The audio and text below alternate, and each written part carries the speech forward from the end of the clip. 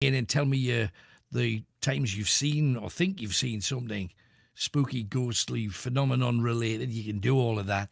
And then at a certain point, we will go over to something that hasn't happened yet. But just before Halloween, we've got something booked up where we can go and visit a place that's got a bloody awful history. So that will be happening, and you can see it all and watch it all exactly where you are on your tellies and such. So get ready for that. That's going to happen outside of what we do for Greatest Hits Radio, but it will happen, and it'll be on your devices. So that's the main thing for you. Right, let's crack on and talk to folk, because it's what we do, frankly, and they're all here kind of lining up. So let us talk to Gary, who's in Wallsend. Hello, Gary. Hello, Alan. Hello, mates. What can we do for you tonight? No, I'm not from Wallsend. I've emigrated. I'm down Spalding, Lincolnshire. Spalding? Yeah.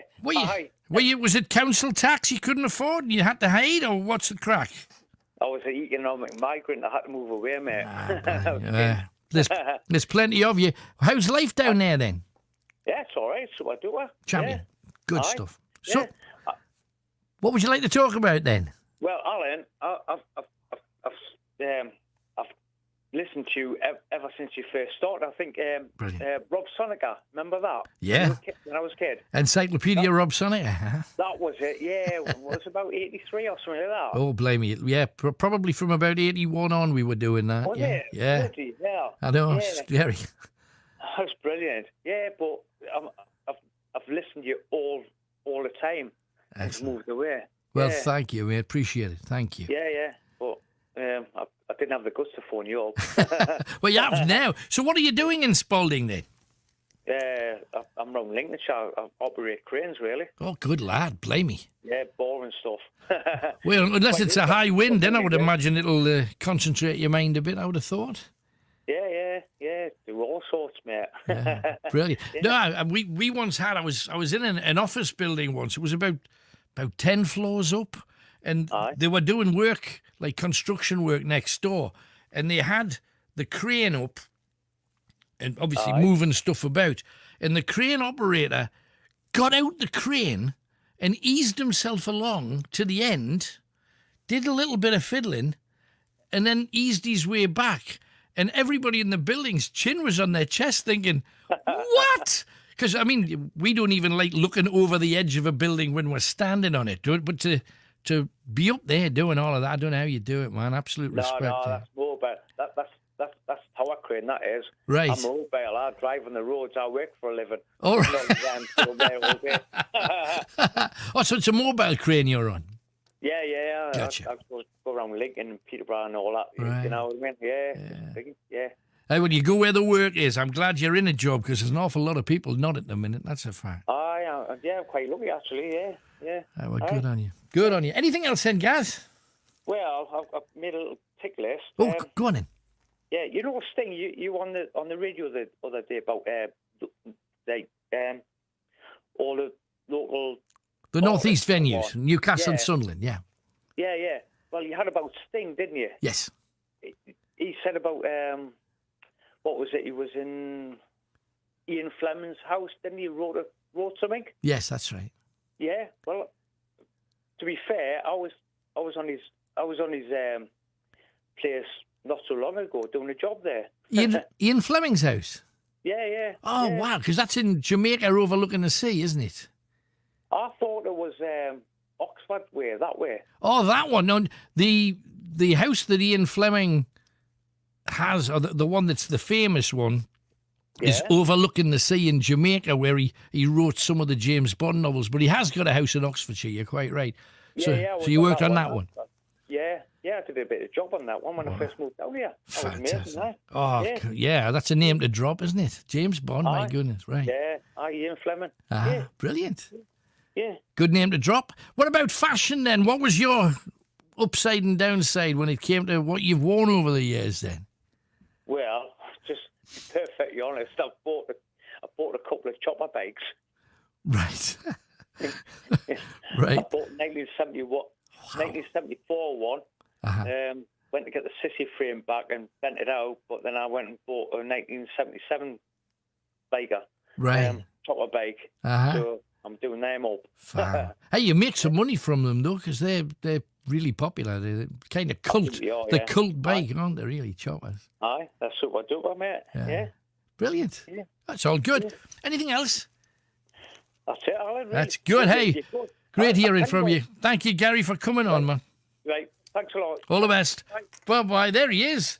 He's from Wallsend, but he's in Spalding in Lincolnshire, where the Taties come from. Julie is next. She is in Howden. Hello, Julie. Hello. Hello to you. With your little tartan bottoms on your jeans. Half-mast jeans. No, my sister. I had to borrow them when she was out. Older sister or younger sister? Happy older. An older sister, yeah. Right, yeah. No, we went through a phase where suddenly the Bay City Rollers had captured anything tartan. And if your nana had a scarf on, you went, it's the Bay City Rollers. But it was just the fact that she came from Aberdeen or whatever. But no, it was a special time. Half-mast jeans, scarf on, and a poster of Woody. And usually a poster of Woody on your wall. Was it Woody or was it the singer, Leslie? Do you know this? What? It's not funny. What's that? No, my sister she always had the poster of Les. Les, all right, and I always had the poster of Woody. This is it. And she would rip mine down, and I would rip hers down off the wall. But that was like a done thing. Because it was always a battle between which of the two, because nobody even looked at the other ones for some reason, but it was Woody or it was Les McHugh. Well, it's who you fancy at the time, yeah. It? Like, I never understood why did you right. But why did you fancy Woody? Because he looked a little bit like a chipmunk. I think it was just like the hair. It was like he had loads of hair and that, didn't he? It was whereas Leslie didn't. No, well, this is true because Leslie had kind of your standard parting thing. I can't believe you asked us all these questions, Alan. Come on. Well, it's what you had on your walls, pet. That's what we're talking about. So fair dues. So you had your half-masties. What other stuff did you wear around about that time then? Anything out my sister's wardrobe. Right. When she was out. So she was the fashionable one, and you just pinched it. She did have lovely clothes. Yeah. So I had to pinch them when she went out. I think you've got to do what you got to do. That's the thing. But I used to get like, she used to rip my hair out and that for it. Oh, blimey. So you paid the price. Yeah. But it was all good stuff. Absolutely. Hey, good talking to you. Anything else while we're on, Jules? No, that's fine. Thank you very much. Thanks for coming on. There you go. Those kind of fashions. The Bay City Roller thing was massive. Got a lot of stuff coming in. Oh, blimey. I've missed hundreds here. Let me just try and get back up there. And Hyper Global T-shirts. There you go. Stay pressed trousers, says Paul. Philip says Lincolnshire at least still has their local radio station, unlike most. That's a fact. Also, Kerry. I loved my torsions. I thought that was when you got your testicles in there. Not. Anyway, I loved my torsions and my Adidas torsion tracksuit, black and yellow. Okay. Leanne, Kappa Popper pants. And Christine Holborn says, that was me for a tea. I think the Bay City Rollers thing. Philip said, I still would enjoy watching and listening to Alan. Well, you still can. And Ross had mishmash trousers. Philip said, maybe people think Alan would have bank holiday weekend off. Who knows? I would be working every day of the week if I had a chance. And that's just the fact. That's what I'm geared to. I'm lost at the moment. Absolutely lost. That's the truth. Anyway, let's crack on. Sean says, hi, listening from Sunday. Hello. Kerry, my favourite was my Pod T-bar shoes. Philip Murphy, hi, Sean. Kev Dobson, Quadrophenia, the film about mods and rockers. One of my all-time favourite films. And Gordon Blackett. Didn't know Alan was an expert on the Bay City Rollers. I loathed them at the time. Loathed them with a passion. Because I was into all the hard rock, and they were the teeny bop band. So all of the teeny bop stuff we noticed, and I work on the wireless, so I was aware of their tunes, if you can call them that. Keep on bumping, shang-a-lang. Anyway, Gary says, we did a number on spliffy jacket and jeans. We sold them at Geordie Jeans, but if a slightly lit tab went near you, you'd be in the Burns unit. Stephen Gosling just says hi to Helen. Kerry, I had Lee cord flares and Farah pants. Gary Gullen's just loving the show. Paul Hart had bleached jeans, frayed jeans. Sergio Tacchini, I'm not even sure what that is, Lacoste, a proper wham boy, he says. Alison Heslop, we're both rockers, brought up on rock music, and I remember donkey jackets and leg warmers. My dad had a donkey jacket. And Alison says, my brothers were both rockers. Patricia Henderson, oh no, Alan, was and still is Eric Faulkner, Bay City Roller, says Patricia. Well, you'll probably be the only one, so help yourself. Grady Finley, I've got a lovely T-shirt with Pat Butcher on it. £10 or nearest offer. I think we're fairly safe that you can keep that sucker. Hi to Chris, Christine Holburn. My wall had Les McEwen on it. And Leanne Allison, Reebok Classics. And finally, Sean Perry had cargo trousers with a short-sleeved shirt topped off with a leather jacket. Cush D. Very good. Let's have some more of you online. We've got Jason. He's in Cramlington. Hi, Jason. Hi. Hello there. What are you talking about tonight? You know people who's working for the virus. Yes. Want to give them the award thing off the Queen? Give them an award off the Queen for working through it. Yeah, the virus. Well, that would be a lot of people, mind, because there have been a few million working through it. You know, everybody at shops have worked through it. Police, ambulance, fire brigades, telly people, radio people. There'd be an awful lot of awards given. Should it not be for people that do even more than that? Because if you think about it, I don't know who got it best. Some people say, oh, it's brilliant, I've been furloughed on full pay for all these months. Yeah. But then you don't know whether they're going to have a job to go back to now, which is scary. Was it better to be that person, or would it have been better just to work through it? Depends who you talk to, I think. The carers. Carers. No, absolutely. Can't argue with that. People in care homes as well they've been set loose. They've had no support that they should have had, that's for sure. Yeah. No, I see what you're saying. Okay. Anything else? Is any competition entered? Yeah, we're going to be giving the first clue to our competition in about 20 minutes, so get ready for it, all right? Can I put a name for the Can you put a name for it in the hat? No, you've got to enter it. You've got to enter this one, the one we do on this show, okay? Oh, remember you would be on Motor Radio? Well, that's not what you're on now, you see. You're on Greatest Hits Radio. But thank you very much anyway. That was yesterday. Radio, didn't you? I came from there, yes. Anything? Fans for people who's caring for us. Okay, no, well, absolute thanks to them too. I hope they're looking after you well. Thank you for calling. There's Jace in Cramlington, who believes his carers especially, but people in general who've worked through it, and I do think, mind you, an awful lot of shop staff, I think deserve full on because they've had minimal protection and they've been there every day for you and for me. Absolute respect to them and good luck to each and every one. Chris Leith, love your show. Being a fan for years. Don't be a fan, Chris. Be a friend. They last longer. And Cumson, hello, Alan and the Night Owls. I like my hippie dresses with tassels on and tiny mirrors sewn around the hem. Love your hippie outfit, by the way. It's not a hippie outfit. It's my tribute to all things African. There you go. African shirts matter. There you go. Also, Philip Murphy is looking at you at YouTube, at least. I know that there's far too many of them, but if you want to tell me your fashiony bits, I'll read them out as we crack on. The eating thing, not very many of you have done that eat out thing. I thought there'd be tons and tons and tons of you. Kev from Ashington's up next. Hi, Kev.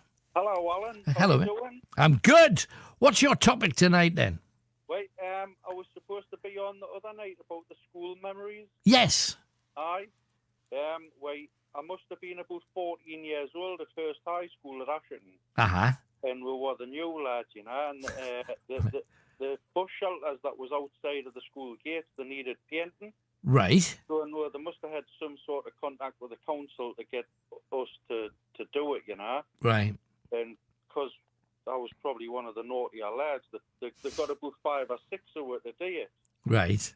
Wait, we did one across the other side of the road, all black and blue as well. Right. And then when we did the one at the school side of the road, after about half an hour, somebody flicked a bit of paint on somebody. Right. Then it ended up another bit of flick, and then tins of paint getting poured all over each other. Oh, dear. So the school path that went all the way along to the school was probably about 500 yards long. It was just feet prints of black and blue feet prints going all the way through the school, you know. Yeah, oh, I can imagine. Mind you probably had to paint that bus shelter because you already had so many testicles and willies painted on it with felt pen, because most of the bus shelters near schools, you can always tell because they've got all the remarks and the girls that you've mentioned that you want to go out with saying rude things about them. School bus stop is about a good 30 minutes read if you take your time. You're right, aye. Happy days. Anyway, after we got sent away, my mate, he was locked out from home. He's a coloured lad, and his hair's thick black, like Rasta hair. All right. So my mother, she had to put white spirits in his hair to wash his hair. Man. What a carry on! Oh, blimey! So funny. Aye, that was one of the school memories I had. Yeah, happy to. It was funny because on the year that I left school and then panicked because I couldn't get a job. So I tried to go back to school and they said they wouldn't have us. They said, no, we're full now, you tough potato. Off you go.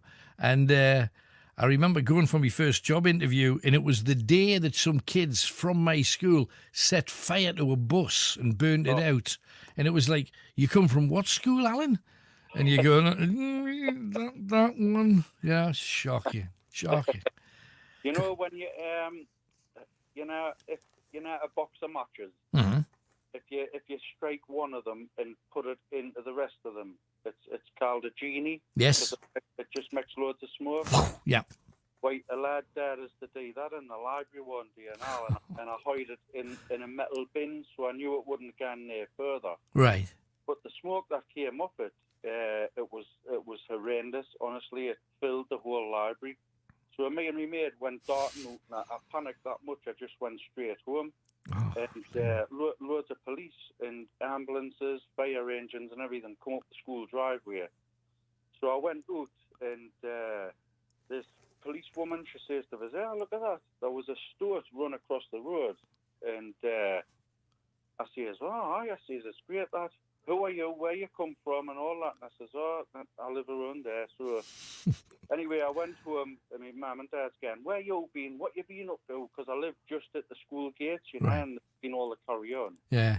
And I says, "Oh, I've just been watching a stotty run across the road." And the back's laughing at us. "A stotty?" I says, "Aye, there was a stotty running across the road." You know, like a bread bun stotty. Aye. Happy days. Anyway, Alan, what's your thoughts on the GCSE results? I think it's been chaos. I feel heartily sorry. I know a lot of people did okay, and the teachers finally ended up having a say with the GCSEs, but prior to that, the A-level results was just a pig's ear. It was a total mess. Aye. What do you think they should have done then? Well, my son, he's just getting his GCSE results, and How'd he do? he's done good. He's done quite well. But if he had done the tests, I think he would have done a little bit better, because he'd done his mocks at the beginning of the year, Mm-hmm. and the mock exams, you know, it's straight away. It's brought straight on them. They didn't really get much time To prep for it. Yeah. to prepare for it, and it's a new subject sort of thing. It might be something they haven't studied. Yeah. So I think if he did study for the GCSEs. So I think if he had done the tests, I think he would have done a little bit better. He's Right. still been all right, but I think It's just you'll never know, you know, because there's no going back with all the stuff that's going on. So we'll never really know. And that's the worst thing, because I'd rather be judged honestly. on something that you've done. Absolutely. Rather than, well, we think he might... What? What does that mean? Depends who you talk to. Every teacher would have a different grade for every pupil. So what do you do? No, it's a right mess. But then again, we talk about how a lot of people feel that the government haven't handled the whole situation. You know, they've ruined the economy, they've ruined the education system, they've killed sport in Britain for a period of time anyway. And when is there going to be a full football crowd again? Oh, yeah, nah. Do you know what I mean? It's a mess. On Facebook today, I think it's a Welsh team. There was two lads standing looking over the top of a wall, and they put thank you to the crowd today. The attendance was 2. But it's shocking, isn't it? You know, it's 1 or 2. I think it was a Brighton game where they allowed 2,500 people in. And they thought, what a great atmosphere, because they've had no atmosphere for months. So it was a tester. We'll see where it goes from there. But I can't wait for the day there's a full crowd chanting again. But back to the GCSE results, do you think the kids next year will suffer as well? Well, they can't help not. If they're taking their GCSEs now, okay, they're going back to school soon, and they're going to, study on from here. The worrying thing is just being told that there's a new strain of corona 10 times as bad as the last one. And on top of that, dengue fever is spreading across Europe, which is a nasty thing. Do you lock down for every disease now, every time there's a virus? Because if you do that, we will literally be spending 10 months a year in the house. And I don't think anybody wants that. The thing is, though, a lot of it's on social media as well, isn't it? I mean, that's what you're saying with the 10 strains stronger, the coronavirus, that hasn't been on the news. I've never seen nothing like that on the news. It's in the newspapers over the next 24 hours, so you will be seeing it. It featured in 2 of the national newspapers today, not big front page anything. These are just chucking these in, on page 4 just to terrify people again and keep them scared. And that's what it's all been. It's all been about fear. If you're scared enough, you'll stay in and do what we tell you. But like you're saying, if it's all about fear and the government's trying and the press and everything, why has it not been on the news today? Well, it's in the newspapers because a scientist has just discovered it. Over the next couple of days, you'll hear more about it. I do believe there is, my last work's in the NHS at the Ashton Hospital. Sure. Wansbeck, and we've been petrified, Yeah, worried about it. Especially Ward 2 at the Wansbeck was full of coronavirus. Sure. And when she was coming in from work, it was get your clothes off, get washed and everything like that, Yeah. But no, it's not as serious. We went to the Portland for a meal last week. Right. And with a 50% off, there was 8 where it only came to 60 quid or something. Oh, brilliant. That's good. Starters, meals and puddings and drinks and everything, Full bit. Brilliant. But we're not taking it as serious anymore, are we? Well, not in Britain, we're trying to ease it, but we're now saying it's the rest of the world you can't go to. And that's a worrying thing, because it's just worrying. It's just worrying because if you look at what's happening in other countries, are there thousands of people dying? And even in the worst places, well, you could argue, well, there are. If it's a country like America, thousands of people die every day anyway. Terrible, isn't it? Yeah. But if you go to France, there's only, I think it was 5 people died in a day in a country the size of France. And there'd be more people getting knocked over by a bus, wouldn't there? We mentioned the cancer numbers last week being far outweighing corona victims at the present moment. But the bottom line is, do we now isolate and lock down every time there's an outbreak of anything? And that's the question. Because if we do, the whole world's going to be a very, very different place. It's the press and everything, and social media, it's just got everybody panicking, hasn't it? Absolutely. And that was the idea right from the beginning. But and we ended up doing everything that they've told us. Yeah. It's just, there's a lot of people now questioning the whole thing and questioning whether it's been handled the right way, and do we really? Because people's holidays have been ruined, that's one thing. People's health cover when they've been abroad, well, your insurance doesn't cover you, and you kind of go, what? I've just paid like 80 quid for that for a fortnight. What are you kidding? And then the cancer patients haven't getting treatment as well. And so it goes. It's the knock-on effect. And also, how many people on losing their jobs when they're 50, 55, 60. How many of those people are going to have health consequences because suddenly they're not able to support themselves, look after themselves, Exactly. be independent, and all of the stuff that comes with that? There's a lot more to come. I've been on furlough for 5 months, and I just got my notice on Friday. Well, this is what we're hearing. 80% of people will be in the same thing. What are you going to do? Do you have any options? I've got myself in for another job. I don't know if I'm allowed to say the name of the place or out. But, You can for me. it's Doves in Asherton. Right, good luck, Doves. Watch out for this man. I might have myself in for another. Fingers crossed, Alan. Let's hope so. Jobs is hard to come by now. No, I know. But the thing is, the further in we get, the more people like you there's going to be chasing all of these things. So I reckon when everybody puts in for a job, there's 1,000 other people putting in for the same job. right.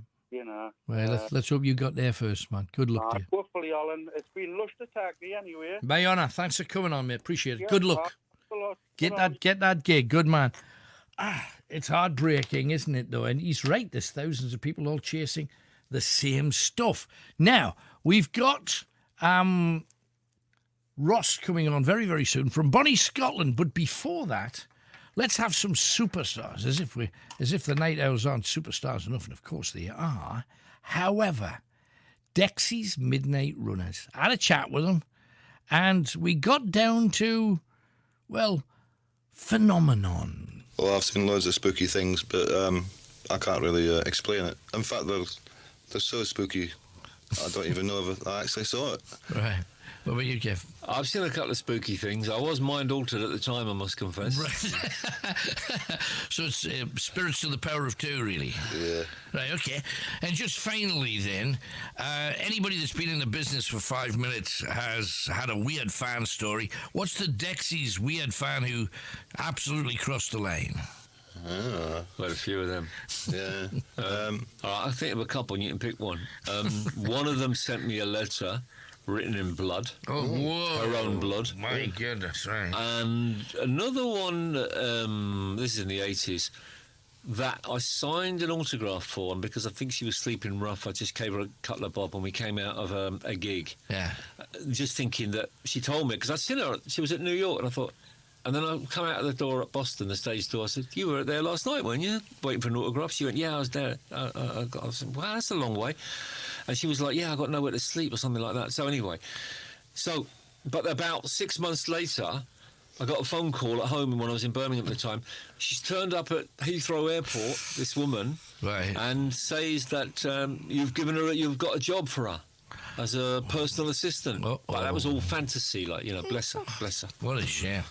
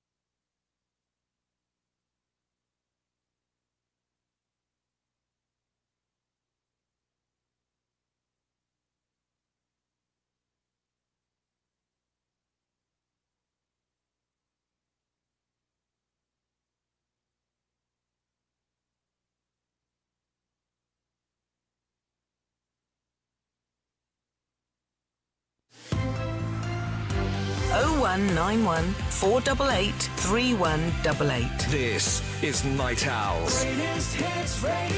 Welcome back to the big one. Alan Robson with you, saying hi to everybody on YouTube or Facebook as well, and various other places where you're watching. On YouTube at the present moment, they're having a discussion about just a top song that I haven't heard for a good few months. Enter Sandman. Oh, After Never, Never. What a tune that is. Anyway, it seems so many of you have fine taste. But can you identify a tune? That's the question. I'm going to give you 4 words. 1 word at 11, 1 at 12, 1 at 1, and 1 at 20 past. And you've got to tell me the name of the song that these words come from. Don't try and guess it until you hear all 4. The first word is the opposite of lose. Write that down. The opposite of lose. Okay, that's clue number 1. 3 more clues to come, then see if you can work out what the name of the movie is. And we will send you, hang on, one of these. A Night Owl's mug without the chip, this one I keep pointing out, and people tell me, don't mention the chip. I can't help it, because the one you get will not have a chip. Okay, so that is the Night Owl mug that you can win. Let's get back to business. See who's talking about what. Chris, the truck driver, says, growing up, I had to deal with the standard hand-me-down clothes. The problem was I only had an older sister. Okay, good luck with that. Let's crack on. Ross is in Scotland. Hello, Ross. Hiya. Hello there. Hiya. What you got for me tonight? Yeah, good to talk to you. Aye, how you been, Aaron, all right? I'm good, thank you, man. What's your topic tonight, then? Going back to last weekend about school. Yeah, school memories and stuff. Yeah, what was yours? I think it's just, I think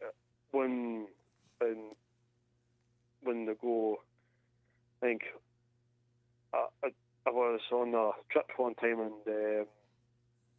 got down to York. Oh, sounds good. Yeah, love York. And they didn't have any hot milk from my Weetabix, and I just hated the place totally. Well, just because they didn't have hot milk? Yeah. Then the next morning I was fine, and they did have hot milk. So, yeah, well, they wouldn't want your pet lip coming out 2 days in a row. No, that's sure. How spoiled are you? Bring me hot milk. That's wow. I don't think I've ever had Weetabix with hot milk. Have to try it. Oh, great. Makes it. I would imagine makes a difference. The only way I would have Weetabix when I was a kid if you splodged a bit of jam on it, because I thought it was like eating a Brillo pad. Yeah. But happy days all the same. Anything else then, Ross? I got paid off last week, so no luck. No. So, I mean, did they put you on furlough before that? Yeah. This is what the thing that I've noticed, even in the business that I'm in. You see, at one time there was like 80-odd people all working behind desks. Then they'd do without them for 6 months. Yeah. How many of them do they need back? Do they need 84? Do they need 74, 64, 54, 24, or 14? It's terrifying. It's terrifying the way it's worked out. I think it's going to be another lockdown, like, in the next 2 months. You reckon? Yeah. Blimey. Nightmare. And the thing is, Boris did actually go on record to say, we'll never lock down again because it's destroyed the country. Well, I'm not sure that the lockdown did. It may well, it certainly contributed towards it. But it's just the way that it's been dealt with across the world. It's like, shut down everything that's happening. We're going to deal with this one thing. Traditionally, we'd just get on with it. And it would do its thing, which it has anyway. To be honest, I think more people have died because we did what we did rather than just let it roll, and work through it. Because people have just been sitting down waiting to get it. It's been the weirdest thing. And the rule about leaving people in care homes, don't ask for medical help, just stay in your care home. That's tantamount to just not giving them proper National Health Service coverage. It's just... Oh yeah.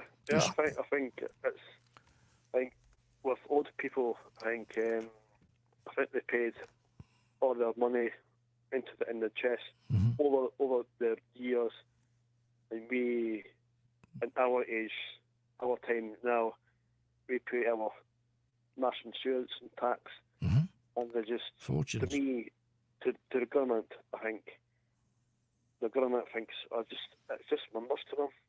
No, and money, that's it. That's money is the... Well, you see, this is the reason why there may not be another lockdown. I certainly hope there isn't, but if they close it down again, how many firms will recover? It was bad enough trying to get past the first one, let alone another one, closing even more companies. Terrifying. And hey, good luck to you, man. I hope you get fixed up again soon. I know. Sorry to hear your news. I know, no problem, man. Right, good luck to you. Thanks for coming on, Russ. Okay. Good talking to you. Bye-bye. Ross there in Scotland, just one of, hey, how many people are furloughed? How many people will eventually get fixed up with another job? Who the hell knows? That's the thing. Anyway, onwards and upwards to Louise, who is in South Shields. Hi, Louise. Hello, Alan. It's been a while. It has. Welcome back. Good to hear from you. What you on about then? I'm on about the trends. Well, I had a pair of, they were massively flared corded jeans in purple, all the way from Geordie jeans. Hey! Yeah. But they were absolutely huge, but they were all the rage at the time, but they were massive at the bottom, and it was just, looking back on it, I wouldn't go for it now. I loved them, mate, because what happened was the tops of the jeans were always like really super figure hugging. Yeah. And then they'd go down to the knee, and that top bit looked great. Then all of a sudden, each leg had a frock on. It was like, out it went. It was amazing. Totally, yeah. I used to be one of these people who used to walk around with them on, and then I had the big hooped earrings, but I had the goth like makeup. Brilliant. I bet you look great. I bet I did. I've got no doubt. I remember when I was going through me super hairy phase, was the those kind of jeans. I had a pair of red cord flares, and the flare wasn't like the kind of stuff you girls were wearing, but it was a decent flare. And I asked me mother, can you cut up the edge and put a panel in to make the flare even? It looked stupid. It looked stupid. But there were thousands of people that had, my mum did it. She's put some purple in, and she put some colour in that painfully didn't go. But it made the flare flick when you walked and you'd get flick, flick, flick, flick, flick. Yeah, I did all of that kind of stuff. Those were the days. Well, they kind of were. It's just when you look back at your pictures of the stuff that you wore back in the day, you kind of say, what was I thinking? Yeah. Cringe. There's a bit of that, that's for sure. Hey, but happy days. That's the thing, looking back with a smile. Exactly. Okay. Well, I'm going to tell you some good news, Alan, while I'm on, because it was just a quick call anyway. Please, yeah. On Wednesday, after saying that, you've got a new night owl in the world. Me night owl that I had in the oven. Oh, congratulations! That's fantastic. How long did it take you for the microwave to go ting? Well, he was early, I'll be honest with you. I actually had to have an elective section because I had gestational diabetes and I was down to have a big baby. Right. So I unfortunately ended up down the road. It's actually my second section because my first son was an emergency. Oh, blimey. I'm in quite a bit of pain, but it's manageable at the minute. Oh. But he's in the world and having his first taste of being an official night owl tonight. Right. So. Now that's great. It's sad when they've got to come out the sunroof instead of the main door, but hey, that's just the way that it is. And it is, and he's here, and he's happy, and he's healthy. That is as much as you can actually hope for. Exactly, Alan. Bet the stitches knack though, because they probably opened up the same wound, did they, as they did the last one? Yes, they did, unfortunately. But my goodness. Let's hope it gets strong soon. Yeah, I know. It's just, yourself, the last time that you had it, because a friend of mine's wife not long ago had a cesarean as well. And it's when you laugh, when you bend down to sit on the set, all that kind of stuff. Can it get back up? Can't get back up, and it's because it's stomach muscles, isn't it? They cut right through all the muscles that kind of keep your tummy together. Hey, well, let's hope you're better soon. But hey, congratulations! What's the name of the new owl? The new owl's called Ryan. Brilliant. It was picked by his big brother, big brother Paul. So. Lovely. Hey, well, love to Ryan, and thank you for coming on, Louise. All the very best, sweetheart. Thank you, Alan, and take care. You too. Bye-bye. Oh, how nice. There you go. Caesareans, you want to get into that? 0191 488 3188. If you want to give me a call, please do. We would like that very much indeed. Tim has just basically said, good to hear you back on the radio. Well, that's close to what he said anyway. And we have Safi. Oh, we're going back to the darkest part of the northeast. Oh, yeah. She happens to be in Kielder. Hello, Safi. Hello, Alan. Hello, darling. How you doing? I'm doing fine. Yeah, the stars are out tonight, and it's absolutely beautiful. The thing that people don't realise, if you live in a town or a city, like most people who are listening will, the reflection of all the street lights and house lights and road and da-di-da, all of that lets you see the stars a bit. But when you get out to a place in the countryside, you see a million with a glance, and it's a ridiculous number. So you're very lucky to be out there. If you can see past the trees, it's good to be there, that's for sure. Well, I like to always say, like, when I first moved here, the thing, like, you'd look up at the sky when I lived in Crumlin, and it was like, oh, yeah, you can see the constellations every now and then. Yeah. But, yeah, you can't even see the constellations because the Milky Way is just too bright. It's absolutely gorgeous, yeah.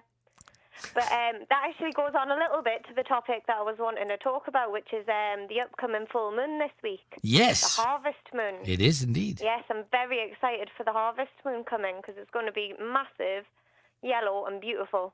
Well, this is the thing, and this is the time when filmmakers go out and film it, even if they're not making a film, because they know it's going to be enormous, and then they superimpose, I don't know, Ben Affleck or somebody in front of it, and they make it look like it was that Thursday when they filmed it. So they'll all be out in spades doing it. But does it have any other significance, or it's just going to look nice? Oh, it's going to look lovely. I mean, I'm a little bit spiritual myself, Alan. Yeah. So I'll probably have myself my own little full moon party. Lovely. Yeah. Get some water charged up and things like that Good for you girl. during the month. Yeah, why not? Absolutely. No, the thing is, if you go old school pagan, which is kind of what you're doing, old school pagans would be out doing nothing else but celebrating because this is the beginning of the harvest. If it wasn't for COVID, I'd be having a bonfire and a party, get all the girls round. Yeah. Oh well. Fantastic. Funny about that though, I was having a little think about the whole COVID kind of situation, and there was something that I noticed on some of the Facebook groups that I'm part of. So little things like, you know, if you're into your crystals or, you know, your tarot cards and things like that. But so since the start of, like, say, COVID, beforehand these groups, you'd probably get maybe 30 new members a week or a month or so. But obviously with everyone being shut down, the numbers have gone to like 300 a week. Wow. And it's just, it feels like a lot of people are obviously indulging in little quirms and quirks and interests now that they've got their downtime. But I kind of feel myself that with all these extra people, you know, turning to their spirituality and then, you know, kind of meditating and exploring that side a lot more. I feel like even though 2020 has been a horrible year for a lot of people so far, that there's like some great kind of spiritual awakening sort of going off across not just like the country, but like the world itself, with so many people turning to these kind of ideas and beliefs to, you know, just kind of understand the way the world works again, because it's all changing. And I think with this new like upcoming full moon as well, I think it's definitely a great time for everyone to get out and just have a look up at the moon and just like reflect on, I mean, how small we are in the world, but also like the energies that we can all share and, you know, the power everybody can have on each other. I think it's going to be a really great opportunity for all the night owls out there to get the binoculars out and have a good old stare at the moon and just kind of, enjoy the fact that, if you're thinking about, oh, am I interested in this, or do I want to kind of get more at peace with myself? You know what? There's hundreds and hundreds of other people, especially now, that are exploring that right now at this time as well. It's funny because I do absolutely agree with you that because people have had time that you normally don't have, they've been looking around at different music, different telly programs, daft things on YouTube like you do, but that also leads you into spirituality and ghosts and the coast and nature and all of that. No, I'll be behind the sofa for them. No, but it makes people get into things that they normally probably wouldn't even look at, is the thing I'm meaning. But hey, it's going to be a fabulous time, and stay well. And thank you for coming on, and enjoy the harvest moon. I will just say, a good charged jar of moon water is supposed to work magic for you. Absolutely. Definitely. Get a nice jar of water, stick it out in the full moon, and drink it the next day. You'll feel amazing. There you go. There's your blessing of the night from Safi. Thanks, Saf. Well, blessed be. Good night, Alan. Respect, bye-bye. Oh, blessed be indeed. There you go. It's been a while since I've been blessed. A couple of things have come in. First of all, there's a gentleman by the name of Edward sent me an email here, and he has a very aggressive. He says his dog's got ADHD. It just goes crazy with people jumping up at him and all the rest. And he's asking the question of dog owners. I can't answer this, so please you do. If you get a dog doctored, does it calm it down? It would make me absolutely far more annoyed. However, if you get a dog done, does it calm it down? That's the question. And also, Janine has been on, and she's asking a question that I thought everybody knew the answer to. However, Janine says, what is a hospice? What is hospice? What is a hospice? The answer to that is about 3 gallons. Okay, about 3 gallons. 0191 488 3188. Let's crack on. Try and just explain it to one another. Sean is next, and he's in Gateshead. Hi, Sean. Hi. Hello, man. What are you talking about? It's just briefly was about the fashion sense. Oh, yeah. What was yours then? Mine was the cargo pants, short sleeve shirt, and a leather coat. Oh, blimey. Looking very... Were you following any kind of musical trend? Bit of like a heavy rock trend.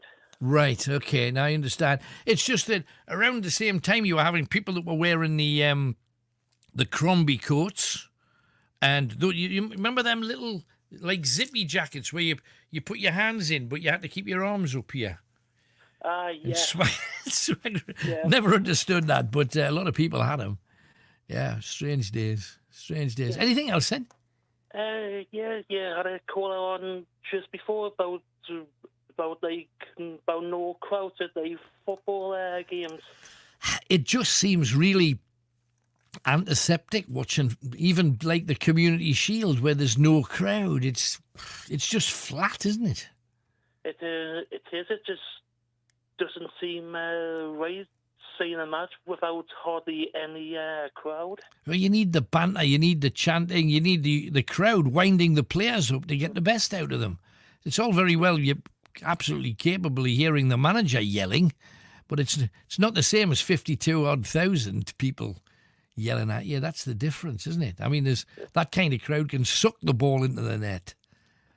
They definitely can, especially for these non-league clubs. I feel heartily sorry because there's thousands going to lose their jobs in football because some of the big clubs, they say, oh, we've taken a 12.5% cut in our wages.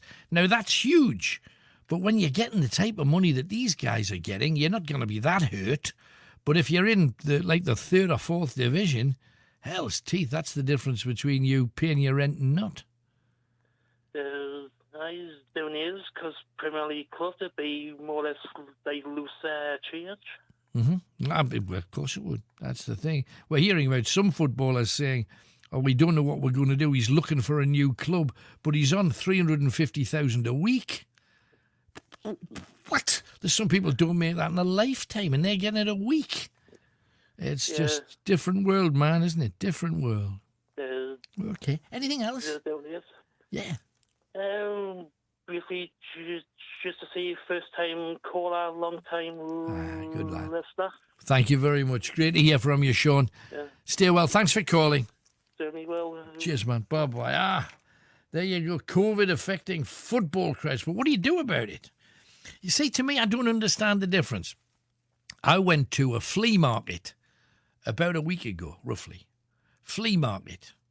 There was about 1,000 people there, within a foot of everybody else in there.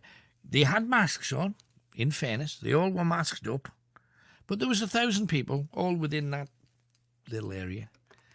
Why can't there be 1,000 people in every stand of a football stadium? Or in every area of a football stadium? If you can get 52,000 in, have 26,000 in. At least you're going to get some atmosphere. I don't follow it. It's just, you can't have one unless you allow the other. It's just my observation. You might completely disagree. If you do, feel free to come and tell me about it. Ash is near Dundee, where the cakes come from. Hi, Ash. Hello, bud, Jerry. I'm great. What you got for me, man? Well, I thank you very much for reading the message on the live when I turned around. I says I've got the same kind of hats and I'm in the same style. Right, okay. I'm not even sure it's a fashion, but it's what it is, whatever it is. I absolutely love it, man, 'cause I've got my fedoras, I've got cowboy hats, I've got vintage shirts, I've got all sorts of stuff. Oh, good lad. What got you into all of that, though? Well, my dad was a baker. All right, right. My mum's a roadie for Motorhead for over 19 years now. Oh, blimey, right. And so I grew up with Lemmy from the age of 4 backstage, and I was called his tour rat. So I was will be his, but it was one of those things where I was brought up in a rock and roll musician background. Half of the bloody family were into it. The Yankees, she listened to Elvis and all that. Right. So like I gave up on metal eventually because it got too brutal and it had to be faster, it had to be more brutal, it had to be more technical. Yeah. It lost its thing for me, so I've gone back to my old roots of rock and roll, like Chuck Berry, the Rolling Stones, 70s, 60s, 50s stuff, you know. But like, what got us into it was our laugh. It was just because, you know, I didn't conform to society's, you know, usual idealism of fashion, I suppose you'd call it. But did you go, because, okay, you've got this great stuff, and I can just imagine every time you hear the Motorhead song, We Are the Road Crew, they're talking about you, which is great. But, I mean, once you moved on and you got into the rock and roll, and I love rock and roll too, because it's the roots, isn't it? It's where it all came from. Did you end up wearing that kind of gear, like the brothel creepers, the sharp suits, and the brill cream on the hair? This is the weird thing, right? Is that, like, obviously I'm 32, so right. I used to hang around the green all the time. Yeah. And with the rest of the antisocial, the rest of the antisocial metalheads. And with the punks and the goths and the rockers, absolutely. I've been through it all, man. So I think it's quite collective, to be honest. It's a capture of like the 1940s, like, you know, 'cause I like the way their style was. Also, like swinging jazz. Yeah. And then you've got the blues, which I'm into, so I've got a bit of that. And then you've got the 60s and 70s stuff with all the shirts, not like Brian Jones used to go into, what was it, Granny's Trip or something like that. Yeah. And it was like, they'd have all these mad shirts, and that's where Hendrix got his from. And it's literally just gone from all of that. It's just eclectic. So, like, you know, I've still got the iron crosses, I've still got skulls everywhere, shit like that. I've still got loads of stuff. Sorry, pardon me. That's all right. We've all got that kind of stuff ourselves. That's a fact. The funny thing is, though, I remember I was lucky enough to have a chat with Francis Rossi and Rick Parfitt from the Co-op. They've been in a few times, but the first time that I met them, I says, I have to sit you down and show you a couple of things. And I showed them the covers of their first singles, you know, like Pictures of Matchstick Men, Hell's Teeth. And Francis Rossi had this little bob of hair with the curtains and his little rat's tail over the top of his lip, and he was wearing the kind of loud, flowery shirt that your nana probably would. You know, it's like, what are you? Well, I can talk today, but it was really mad. And he looked at it and he said, I didn't buy that. They went out and they got it from me from Carnaby Street. They made me wear. And I think there was probably a bit of that, but I bet at the time he was absolutely loving it, because everybody was in that kind of stuff back then. Oh man, the vintage stuff is great. Like, I mean, just the way it looks and the way that you can mix and match it all together. I mean, flipping out. Some of the band that obviously, as you know, in a band, been going for ages, but we ended up we've got a drummer who likes his 70s stuff. Right. He wears his Rush t-shirts, but wears a pair of bloody cut off your shorts, you know, the ones that go past your knees. The ones that are still pants, you know. I was brought up in a time where you got on the beach in Speedos. Yeah. It's one of those things. Yeah, man, look at me shorts. No, they're pants, mate. Speedos were always the thing where they sing, I hope that's your lighter, you know, but it never was. But no, happy days. But you see, just before Speedos, if you can nip, and I can nip just before Speedos, people used to have these swimming trunks. They weren't made of wool, but they were kind of woolish. And the problem with them was you'd go out in the sea and they'd fill full of water like a sponge. So when you walk out, they're around your knees. You know, like the kids wear their underwear high and their jeans low. You'd have your swimming trunks around your knees and you'd be hanging onto it trying to pull the damn things back over you. I really are kids these days, man. Now with the pants, it's called a waistline for a reason. Yeah, no, I get that. I didn't need to say they weren't that crackers, like, you know. No. Like, I'm going to get up and go, oh, they're a nice pair. Where'd you get them? But the thing is, anybody that's ever been in a lad's changing room, either for football, rugby, any sport at school, you will know every third pair of underwear's got a smear in it. You know that? I'm sorry to say it, but it's the truth. And the one thing you don't want to see is one of them sticking over the top of somebody's Levi's. I was mainly, the stains were mainly from a couple of lads who I'd end up tackling in rugby because they knew I was coming from. I'm a stocky lad, so it was easy. I was like, oh, what you don't play football? I was like, nah. I like watching it. Didn't play it though. Yeah, I play pass with pals and that, like, you know. Yeah. No, but if you're into rugby and you can mow them down, you mowed them down. That's what you did. Rugby, ice hockey, martial arts, all that, like, you know, full contact sports. That's what I'm into. Right. Hey, good on you. Hey, good talking to you anyway, Ash. Anything else while we're on? Yeah, absolutely love you the bits, mate. Keep it going. Did you get from Bodie much? Yeah, well, he tries to get on most weeks, but we've got such a long queue because we're only on one night a week that sometimes he gets, sometimes he doesn't. Fingers crossed he'll be on tonight. No worries. Nice one, right? Well, thanks, man. All of us. Bye-bye. Right, time for a bit of a tune, I think. Tune. I know he wants some rock. Can't do that for him, although I've got some Journey a bit later on, which is very good. Instead, I'm going to go Level 42 because we were talking to them. Great bass player and good vocalist. Good tunes, really, Level 42. Can't really argue with him. I was asking him questions, and you can hear because he's on next. You must have had a lot of great times, and you've had a few tough times too. Yeah, well, worst moment undoubtedly would be the death of Al Murphy in 1989. He died on the 19th of October, and 10 days before he died of an age-related illness. Actually, he died of pneumonia. We had no idea that the guy was ill. You know, we've been on the road for the last 18 months, and we'd done an album. It was fantastic, and I really thought that as the lineup had changed, this was going to be, everything was great again because Gary Husband had come in. Yeah. He was Al Murphy was a wonderful guitar player, great fun to be with.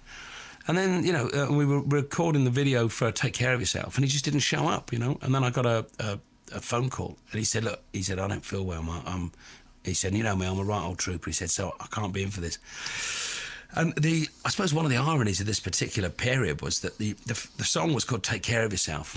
And And I'm sort of, and I sing about AIDS in there at one point because this was this thing that was looming and coming up. It was the time of the iceberg advert, wasn't it? Yeah, and it was also, this was the end of the 80s and Margaret Thatcher had been in power, and the whole idea of take care of yourselves was, you know, it was just all about looking after number one, and it wasn't really a cool thing.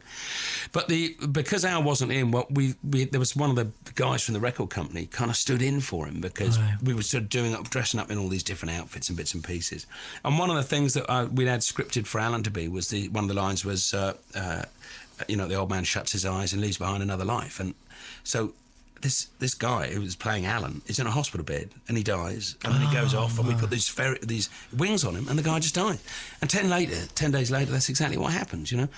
And it was... Did he ever say to you, by the way, you know, I'm HIV? No, he never said a thing about it. And that, for me, you know, I know that some people have said, well, you know, surely you should let people know if you... But no, not it's personal business. It is entirely personal business, you know, and that was entirely Al's thing, and I didn't have a problem with it at all. What a shock, though. It just came as a massive shock to all of us, you know, when the guy went. And you know, you can't help but look back on those times and think, well, because I look at pictures and it's obvious the guy's not well now. At the time, I just didn't see it, you know, and I think I've been like that too often in my life, you know. I've been so sort of self-obsessed and... Easy to get there, mate. Well, you know, you should, you know, there's sometimes you really have to just sort of pull your head out the sand and look around and, you know, realise that you're not the only person on the planet. Anyway, that was What's your best thing? Come on. Best thing, you know, well, it's got to be the birth of the kids, really, because they're, you know, everything changes after that. It's just, they're there. It's bloody messy, nasty, though, isn't it? That whole thing? No, it's not. It's fantastic. No. They always look like a pizza. When they come in, you got to... I love pizza. So you were in, I presume, seeing the children born? I was there for the last two. My first daughter, Florrie, she was born when I was on stage at Leeds University. And I got the message, you know, just, they went, it's a girl. And I thought it was great, you know. So Did you announce it? Yeah, I did, yeah. I said I'm a dad of a girl. And of course, all the Leeds students went, yeah. My granddad, chill out. I was 23.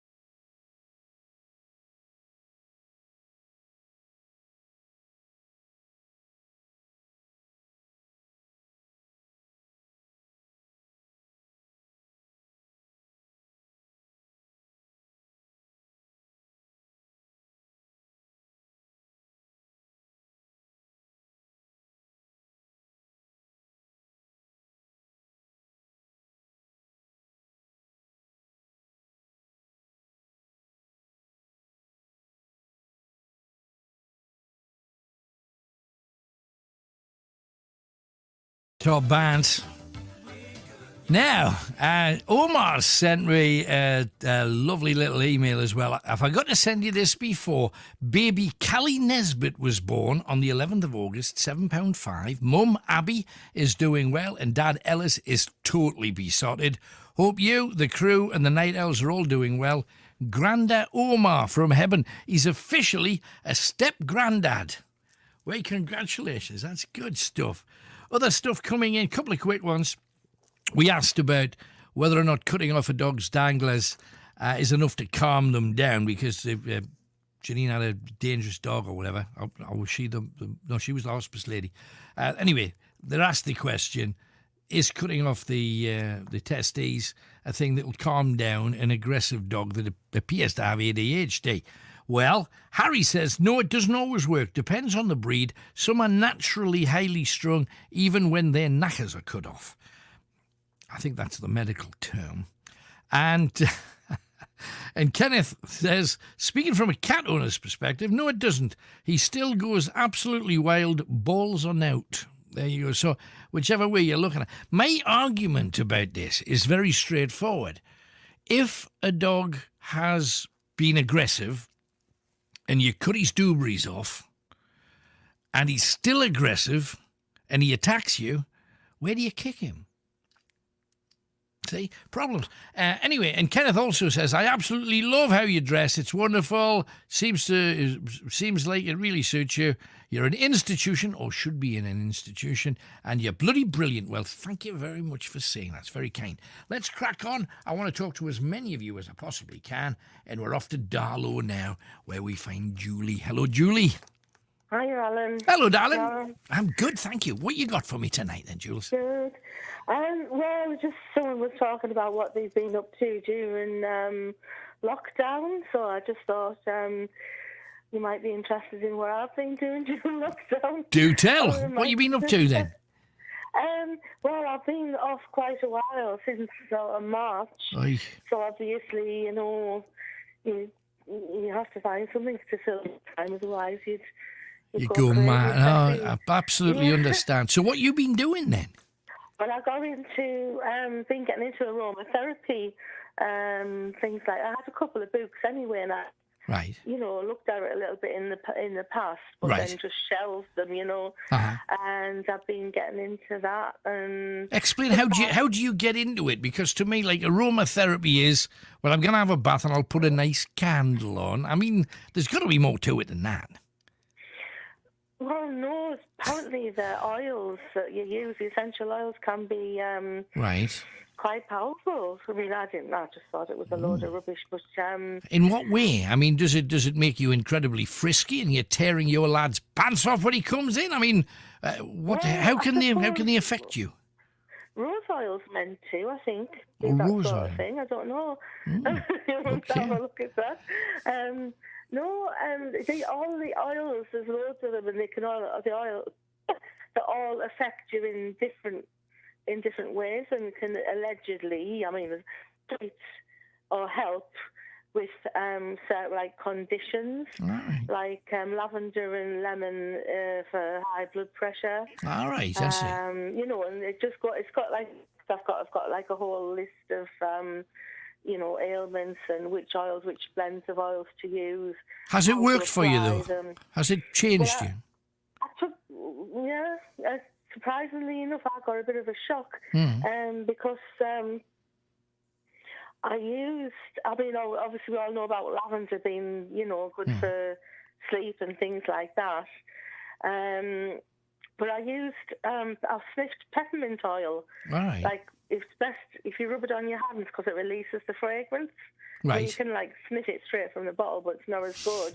And I didn't know this, but it's meant to help with, making you feel like you want to get on with things.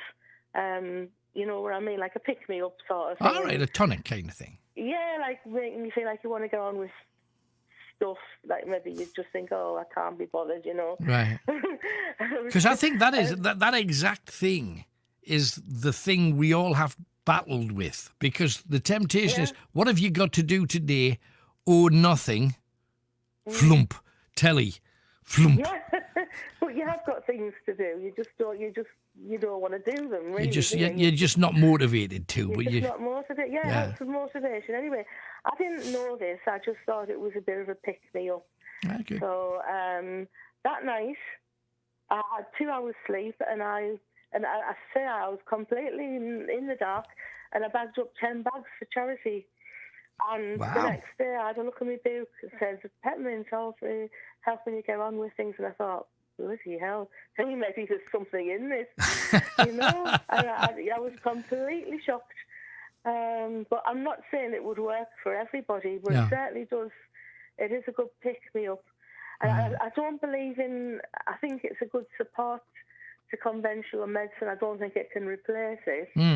You know what I mean? I don't think that's a good idea. But you see, to people like me who essentially grew up as a hairy person, especially through the 70s and 80s and, frankly, 90s and 90s and now, all of that time, the very first time I ever sniffed lavender was your nana's drawer. Your nana would always have this little thing in her drawer that was lavender, and it made, every time you smelled it, you thought, me nana.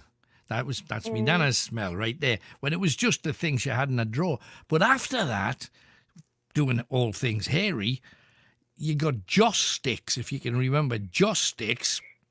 Well, one of the most popular ones was the lavender one. And I don't know whether it came from the fact that subconsciously it took you back to your childhood and your nana and whatever. But it was lavender, patchouli oil, strawberry oil.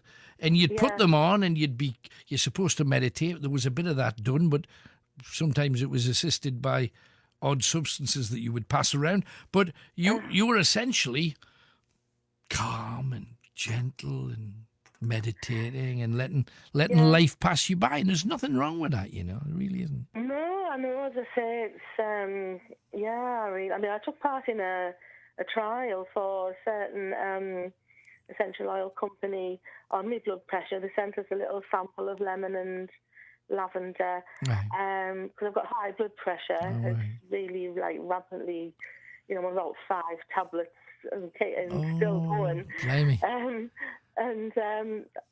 I took that, and I don't know if it reduced it, because obviously you can't tell. It seemed to stabilise it, so it wasn't up and down as much. I don't know. But I started to try and do diffuser refills, because they're made with essential oils, and that was a bit of a disaster. So I've got into making soaps with essential oils, and I absolutely love that. So if it works and it makes your life better in any way, that's a result, though. So what do you do now? Do you mix oils together and try and come up with something different or special? How does it work? With the soaps you can mix any oils you want, but I don't. If you want to treat conditions, you do it tells you which oils to use and blend and how much, 1.5 drops of this, 3 drops of that, and how to apply it. But I've never actually got into that very much. I'm more interested in, making me little soaps and things. That's good. I don't know, but I could do that. Wouldn't mind. So is this going to be a house industry where you're flogging soap and you're going to become what's the name of that shop that does soap? Is it Lush or whatever? Something like that. It's something like that. You smell it before you see it, that's for sure, that smelly shop. I don't know, Alan. I don't know, but... could make you a fortune, you never know.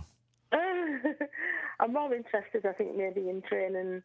Maybe to be an aromatherapist. Oh, great. Doing something like that. Yeah, why not? Maybe. I don't know.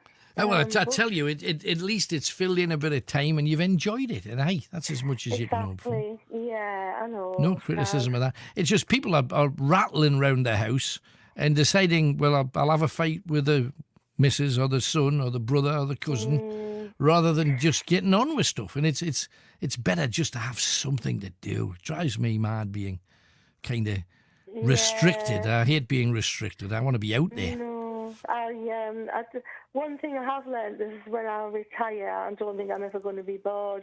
But I've decided something to get into, something to do, you know, I'll probably start making quilts or whatever, you know. Well, we've got a guy that rang us regularly in a previous radio existence. His name was Cyril from Concert, and he took up rambling. And when his wife sadly passed, he just kept it going, and he just travels up the hills and the mountains, and he rambles with all of his friends, and they stop for a pint in the pub, and it's like how great having a full day out with your mates in the countryside. Huh? Yeah. But life, you know, there was a talk. We're greatest hits, so let me name drop a hit. Talk had a hit. Life's what you make it, and it's absolutely true. Absolutely true. It is, and it beats work, and I just I wish I didn't have to work. I absolutely have no problem whatsoever filling my time in and doing what I actually want to do and what I'm interested in, rather than, you know. Well, you've had a taster. You've had a taster of a bit of time, haven't you? I have, yeah. That's good. It's been nice. I'm back next week, so.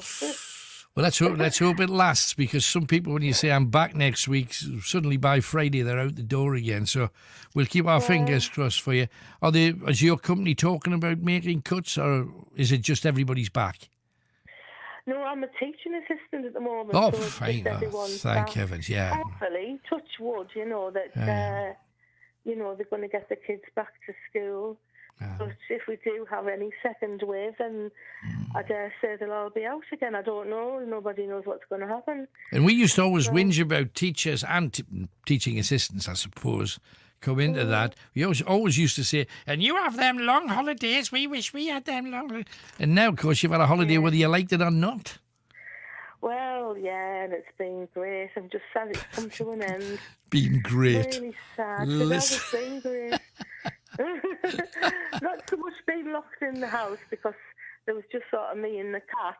Right. You know, and it was a bit sort of lonely, but it has been good. Just, you know, having the time to literally. It's what we were talking about with Safi earlier on. It gives you a chance to do all the stuff that you're not able to do because you're working. So, and I'm glad you've put it to use the way that you have. But thank you for coming on, Julie. Great to hear from you. All right, thanks a lot. Thanks, love. Bye-bye. There's Julian Darlington. Going to be an aromatherapist, maybe. We wish her luck with that. We're going to take one more call, then we'll have another little piece of music. And Eileen is a moon woman. Hello, Eileen. Hi, Alan. Hello. It's a while since I've spoken to you. We won one of your competitions a while ago, one of the quiz ones. Hurrah! Hey, but tell you... From Concert, basically. Well, I know, but Concert, thinking about it, yesterday was apparently the coldest summer day that we'd had in like 20 years. I would imagine you probably had snow up there, did you? Well, I've probably at the time, I have to say, today felt like autumn, and I was like busy bee and all the rest of it. Right. But, yeah, so, yeah, because obviously I'm into the kind of things that you are, as in, you know, the paganism, bit of the mediumship and all that. All right, yeah. And I have to say, COVID has really messed up a lot of people. You know what I mean? And Yeah, I just had to ring in because I heard you played "Come On, Eileen," which is obviously my song. Of course. Obviously written to me. Yes, I'm guessing. And I thought, I've got to ring you tonight. And I haven't rang in for a radio show for ages. And Chris, I've just been speaking to, I think he thinks I'm totally mental, but then he recognised the name. And I'm still up in Concert, and people are going to be texting me and saying, oh, seriously, Eileen? But my son's sitting here cringing. I said, I'm not going to do any impressions tonight, because that's what I used to do for Tony Horn, as you remember. Yeah. So when, was this... What, no, you're not walking off key when you're staying here. But people are going through a lot with COVID. I'm a counsellor. Right. I do tarot. I'm a medium. But I don't... That's not the point of my call. It's more, I've suffered a lot through this. And I think people, you're just out of your routine. And the lovely lady that was on before about, like, you know, it's just doing a kind of different sense and things like that. People are finding... I have to say, the positive is finding who you are, but the negative is not being able to see who you want to see. You know, sometimes that's a good thing. But also, it's you're not able to do what you want to do. I mean, there's been times, you know yourself, where I just want to go out in the country, or I just want to have a meal in a pub, or I just want to have a coffee somewhere. And none of that was possible for the longest time.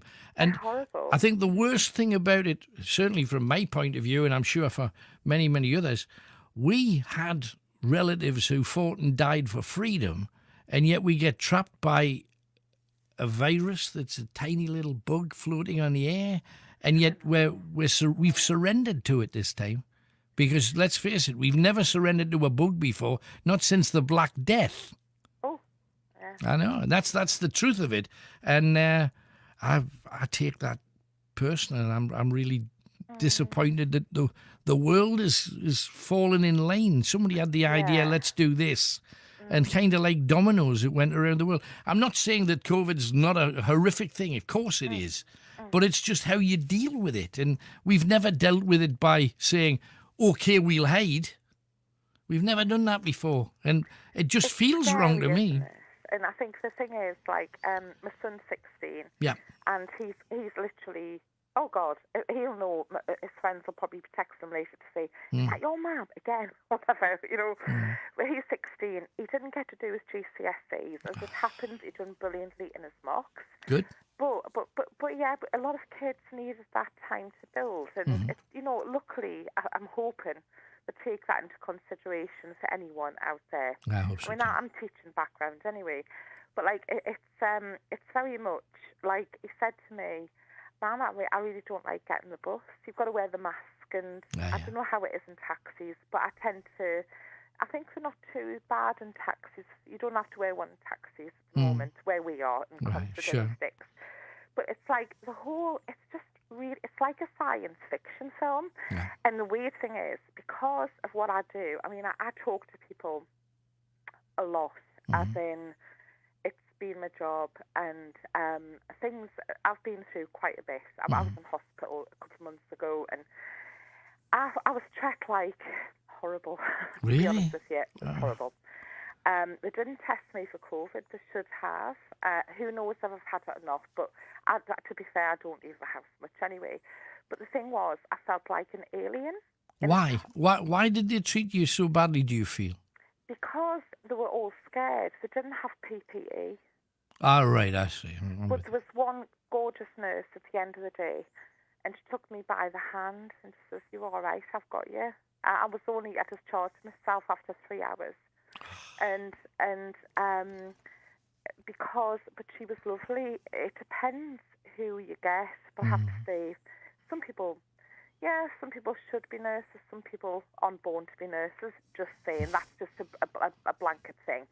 What I'm saying is that there's some people who have heart and some people don't, you know. I get it. But you see, you had the courage to do something that I've had to do, and I've had to do for a relative or two of mine over the years.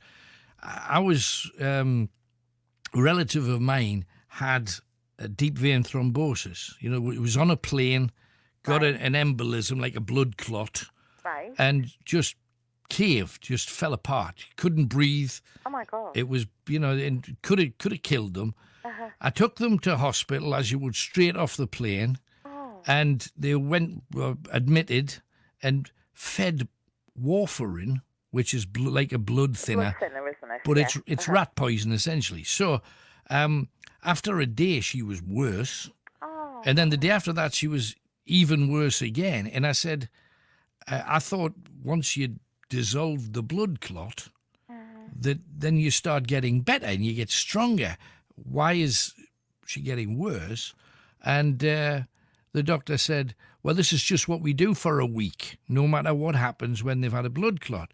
Wow. And they said, we've had a check, we've x-rayed her, and there's no sign of the clot now.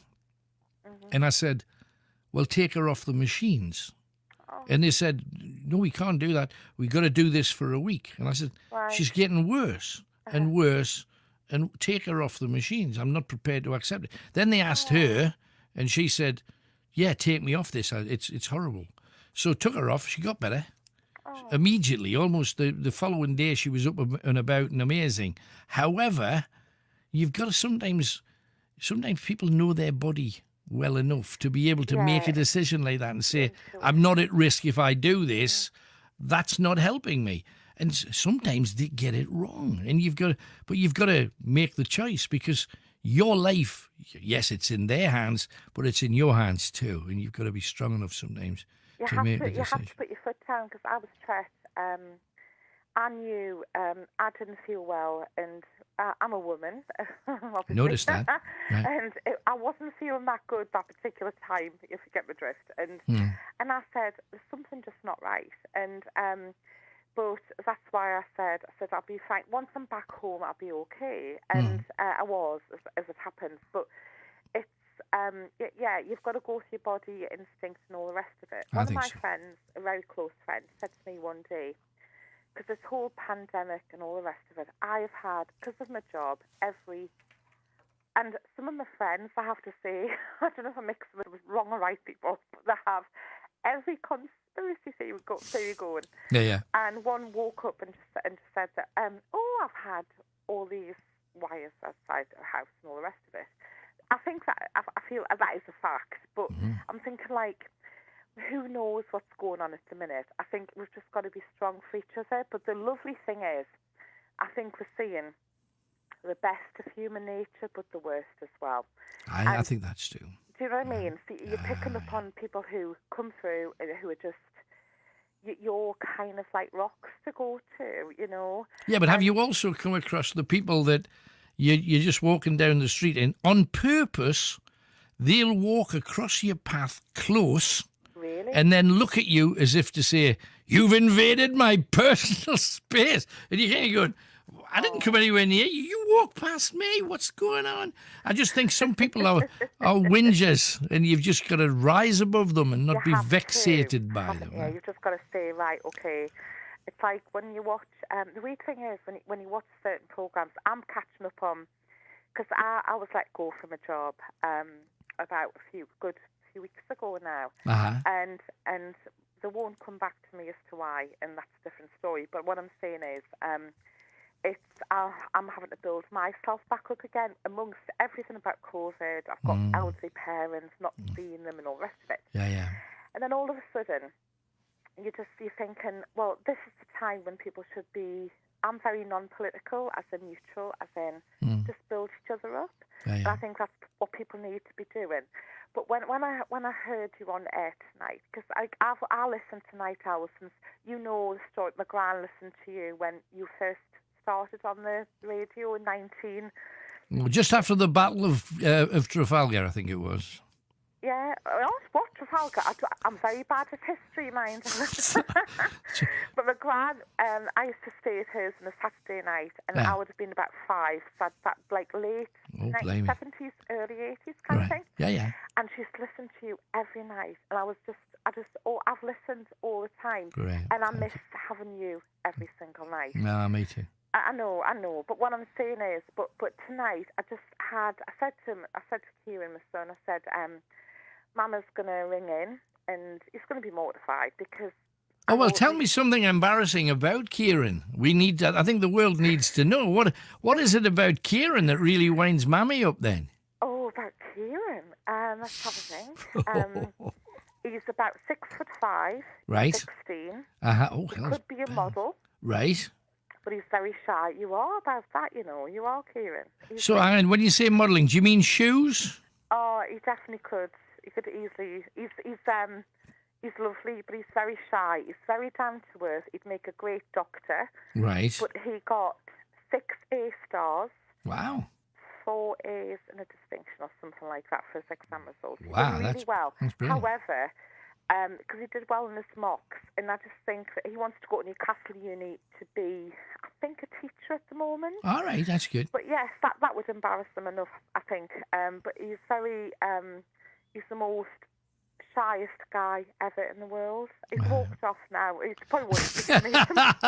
We've chased him, haven't we? He's a fantastic cook. He gives, because if I'm working and all the rest of it, and I'll say, oh, if you do this, this, and this, he gets paid well, but he's very much, he can cook really well, and I would love him one day to have a session with a really good cook. You know what I mean? As in, he's one of these to inspire him. A gem. He looked after me when I was after I was in hospital. he literally has looked after me. That's nice. And he's a good kid. Well, hey, nothing embarrassing. with those two things together, you're pretty lucky. You're a lucky lady. But Eileen, thank you very much for coming on. Sorry, I do go on. Hey, no, that's what we're about. One day we'll host a show together, me and you. I think I'm not sure how many words I'd get in, but thank you very much for coming on. All the best. Big hugs to you. Lots of love. Love you Bye-bye. too, Don. Bye-bye. Nice people. Right, let's have a tune. I think tune. The Blah is up and coming in the next 30 minutes or so. Lots of people sending lots of things about dogs and cats and all the rest of it.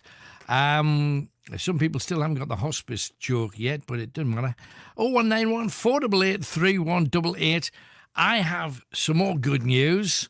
Baby Charlie has arrived. Now, you will remember me telling you the story about Rachel and her beloved man that she lost recently. Well, you know she was very, very pregnant when she lost him. And on Thursday, the 27th of August, baby Charlie Alexander Sam Muir was born at 9:57 in the morning, 7 pounds 8 ounces. There's a picture.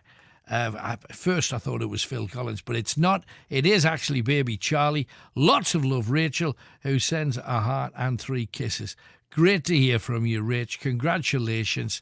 He looks absolutely well and spoilt and already pretty damn happy. And I hope you're feeling well yourself. And congratulations. That really is. It's strange with the ups and downs of this year. We're back on and up again, so we wish you both well. 0191 488 3188. Dedicate this to Rachel and Charlie and Granda, or step-granda, Omar.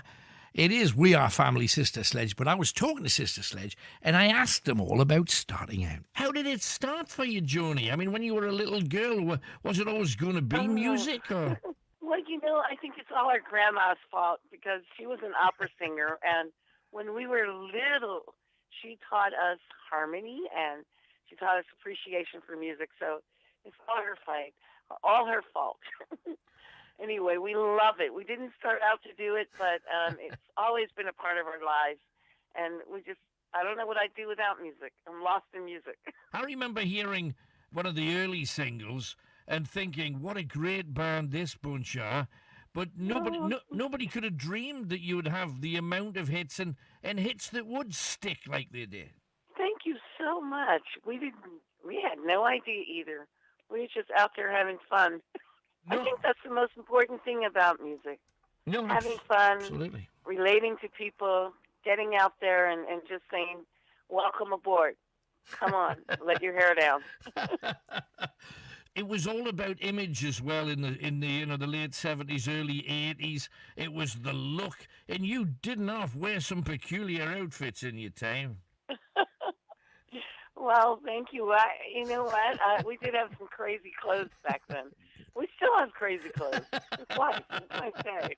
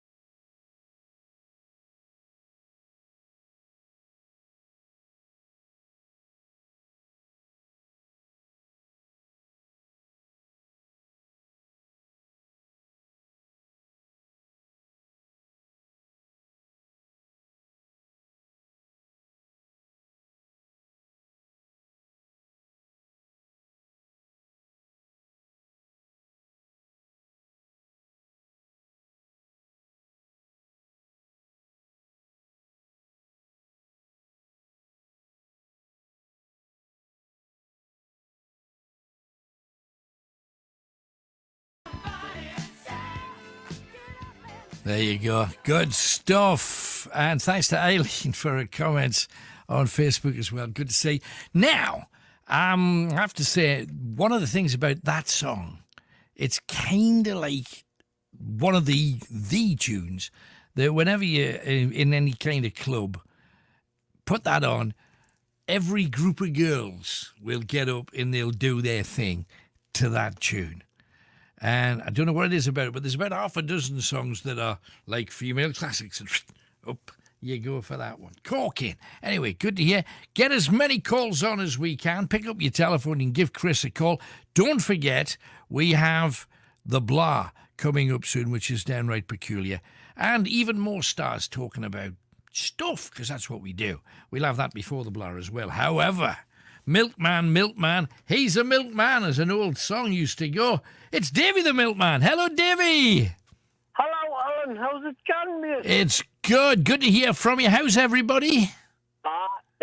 Everybody's doing well, as best as they can through the situation. No, absolutely. Whatever happened to that telly thing you were doing? Oh, it was on in a couple of months back. And how was it? Did it show you looking good, or? When I actually looked out the window and seen the BBC cameras and the vans and all that, yeah, she says that they're not getting in here. she says you haven't done the dishes. Brilliant. So I had to get out and see like, she'll not let you in. So the founder's just coming down the stairs. Right. Well, I mean, you know what people are like, especially the boss of the house, which has frankly never been you. Definitely. They're not coming in with a house looking like this. I should have hoovered. It's all that kind of stuff, isn't it? I bet. Oh man, it was unbelievable. It was funny, like. Yeah. Do you know that big? Did you ever see the big reindeer that was outside of the Metro Centre? Yes. That was like lit up. Yes, of course. Aye. I says I wouldn't like to feed that. but there's Harvey's. He started university last year. I do remember that well. He started his first year. The first year's been scrapped. So is he starting from scratch again? I just got to start from scratch. Oh, hell's bells! Just knocked everything on the head for that like engineering course. Yes, but it's like he's lost a whole year. Totally. Wow. Good job. He's still doing well at B&Q. You know what I mean? Yeah, because he's got that. Well, it's not to fall back on, but at least it's buying him his dinner money and stuff. That's the thing. Exactly. Aye. Oh, what a clown. Just a nightmare. Ashley's still been working right through it. Right. Like with the nursery. Right. Looking after all the work with kids. And how are you doing? Is all things milk still going well? Oh, aye. Good. I tell you what, our industry, like every round's picked up like hundreds and hundreds of new calls. Right. Like just because people didn't want to get in the shop. Sure, no, I get that. Know what I mean? And did you follow through with the glass thing? Is it all glass now, or do you have cardboard boxes? Which way did you go with it all? We're still delivering like 2 litres and 1 litre in plastic. Right. But, like there's more and more going back to glass. Right. Now I can see that. Which is it's good for the environment. No, absolutely. Against the war on the plastic, you know. Yeah. With the supermarkets, but like, I'm sick to death of this. And like, you know, we live at a few like old people's homes and like care homes and stuff. Yeah. And it's like having to go into there and delivering. You know what I mean? Because truly, that's actually more. That's technically more dangerous than going into a hospital. I know. That's the truth of it, and that's why I feel so sorry for the people in care homes. Because right from the beginning, the loophole that I found was the people that needed the medical help the most were those in care homes, And care homes were being told by the hospitals, don't come here, and you stay where you are for 14 days. Well, exactly. Well, I'm sorry, but it should have been the other way around, shouldn't it, in my opinion? Unbelievable. Aye. Could you imagine if that was your mum or your nana in there? I know, exactly, aye. We're just going to write you off. Them. We're going to write you off for 14 days. Aye. What? And you're not even allowed to come and visit them? No. No, it's just a horrible... It was awful. Nasty situation that we're all in. Yeah. But have you been anywhere on? Yes, nowhere that I can tell you about yet, but we're planning in the months to come for a few changes to be made. Hopefully, even if we go freestyling, if you know what I mean, elsewhere, then we shall reveal all. But it's been surprising where I've been the last few months, but doesn't tell you quite yet. However, life with you, sweet. Everybody's well. That's the main thing.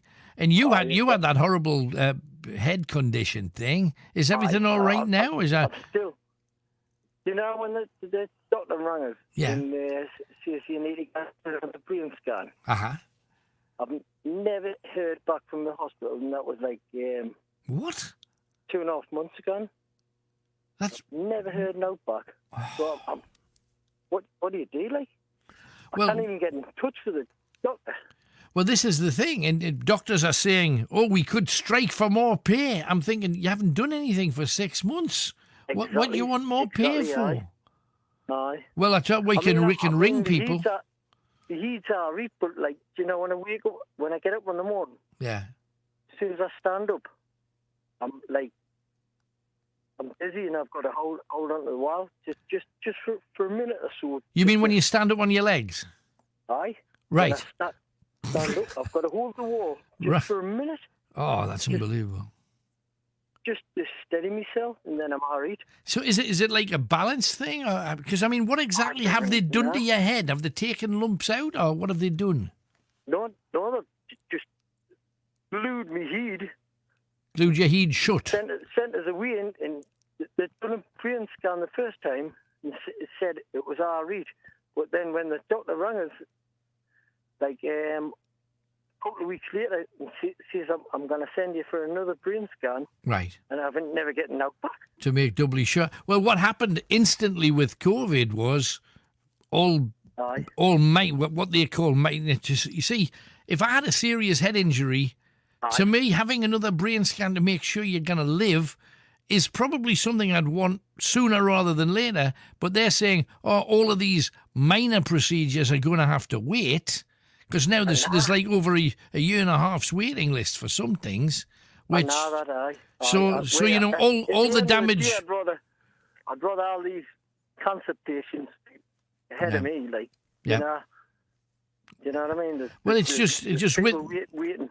Well, and also what they're not counting is how many people have died or had serious health problems because they weren't able to A, see a doctor, B, get an operation. There's all of those to add in to chuck in, and it's just a mess. It's a mess. The whole thing's a mess. It is. Isn't it? Totally. And people are getting sick around the world, hence 1 million people in Berlin saying, stop doing this with COVID. Stop treating people like they're idiots. Let them get on with their lives and they'll protect themselves as best they can, which seems to make absolute sense. They had a march in Trafalgar Square. The French have been marching 2 or 3 times about this. And to anybody that's ever had a COVID issue with a family or maybe themselves, I can understand them saying, but it's an awful thing. Well, yes, it is. Every time somebody's ill with anything, it's an awful thing. But with all of these things that we have to face, do we stop the world for each one? I know. And which ones do we not stop the world for? And what's the next one we're all going to go, we got to stay in the house? Really? I know that. What's the point of living if you're locked in a box? Constantly. And these masks, I'm sick of these masks. Well, I mean, to be honest, the one thing about COVID is it's covered as much up with you as it has, in fairness. I tell you what, I went to the bank and it says, you're not allowed in unless you've got a mask on. She's been telling us to take it off, haven't we, like? You know what I mean? Weird. Aye. I saw somebody also, they say that they don't know how COVID's even transmitted properly. They say, but it's in the air and it's drops of sweat and it's da-da-da. However, they're not really sure. But I did see something absolutely disgusting 2 days ago. I was in a shop, had me masky on, walking along, and this bloke was walking down an aisle.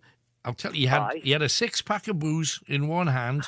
He was taking them to the tills, and he had one of those plastic face screens, not a mask on, the plastic welder's mask kind of thing. And he sneezed, and he went, and it was green. It was green in there. Inside his mask, rubbing up against his face. I went, oh, dear. Oh. It made you feel bilious, because how's he going to do? He cannot take his mask off. It's rolling down his cheeks. Are they? Oh, well, when I went to get my hair cut, man, the poor lasses in the barbers, man, they've just been getting new information. They've got to wear one of them blue masks. Yeah, the proper blue, the official ones. I have to wear one of them underneath the screen. So, like, Kelly, who cuts my hair, she says I'm sweating like a bull. Yeah, I bet. Constantly. No, I bet. Oh, man. Awful stuff. Unbelievable. But the thing is, we're doing what we're told. But you see, that's a double-edged sword, because most people don't want to do as they're told. We've spent our whole life trying to avoid doing as we're told, haven't we? That's the thing. Exactly. Hey. Right, one last thing. What's that, David? Because I'm at High Phil at the minute. All right. In the mood with my brother. Right. And the foxes and badgers and all kinds run the booth. That's good. That's good. The new Erasure album. Oh, happy? I'm over the moon. Good. It's the best album for 20 years. Oh, comfortably. It's a good bit of work. Hey, good to hear from you, Davey. Love to the family. Thanks for coming on, man. Get that milk delivered. Take it easy. Stay safe, mate. Bye-bye. We will, for sure. There you go. Davey the milkman.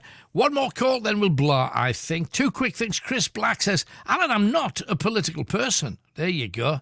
But Boris Johnson this week said something that is quite possibly the most sensible thing he's ever said.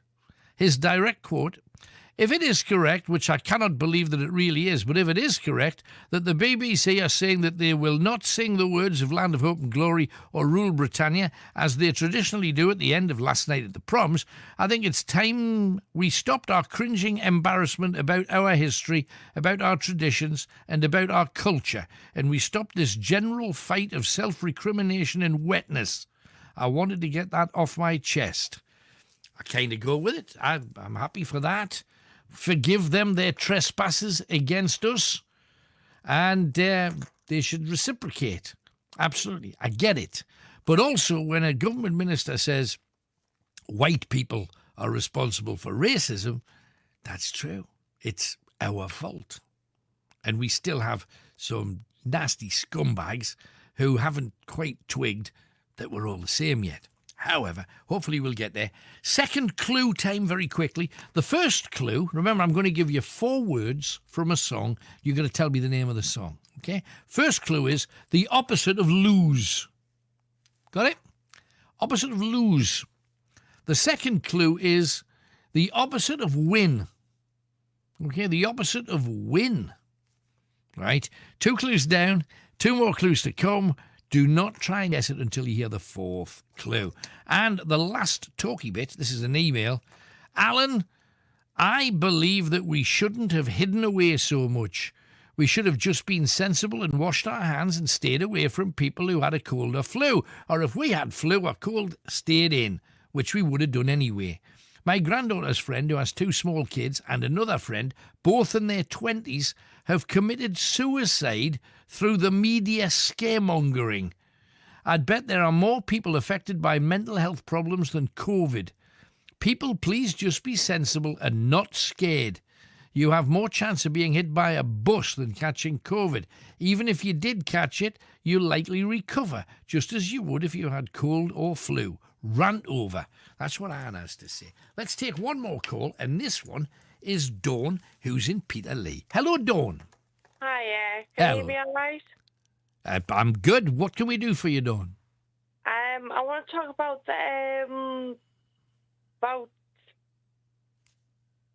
Sorry, I'm very, very nervous. That's all right. No worries, love. About lockdown and Mhm. cancer treatment and cancer referrals and stuff. Yeah, go for it. On the 9th of May, I found a lump, Oh, blame me. Sorry. and the 11th of May, I found out I had ovarian cancer. Oh, cheapers. How are you doing? I'm good. I'm really good because it was caught so quickly. Right.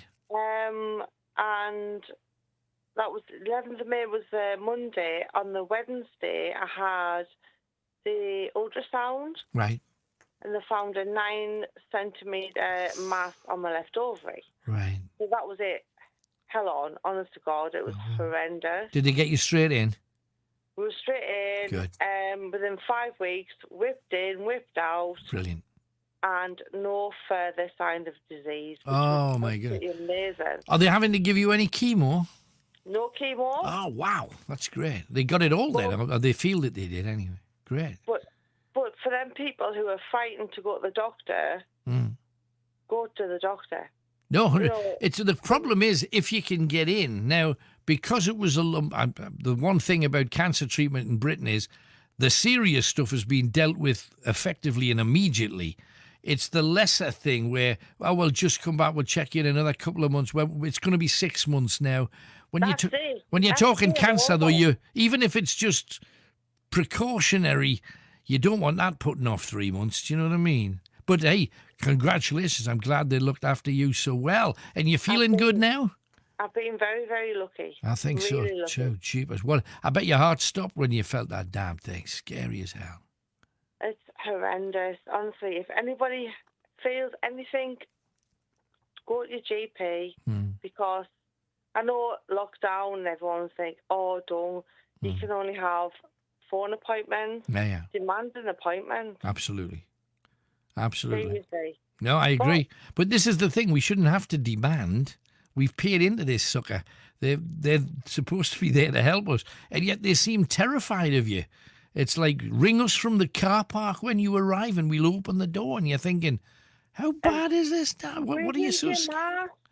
But all this, Alan, I had to go through by myself. Oh, I had to have the bless. scans, the blood tests, everything, all on my own.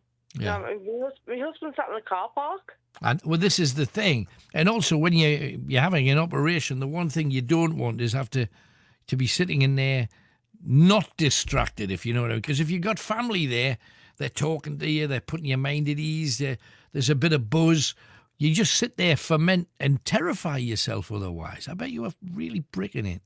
It was horrendous. I was told I could be in for 2 weeks. 2 weeks, and there was nobody allowed to visit. So I packed for 2 weeks. I was out within 3 days. Get me out of that hospital.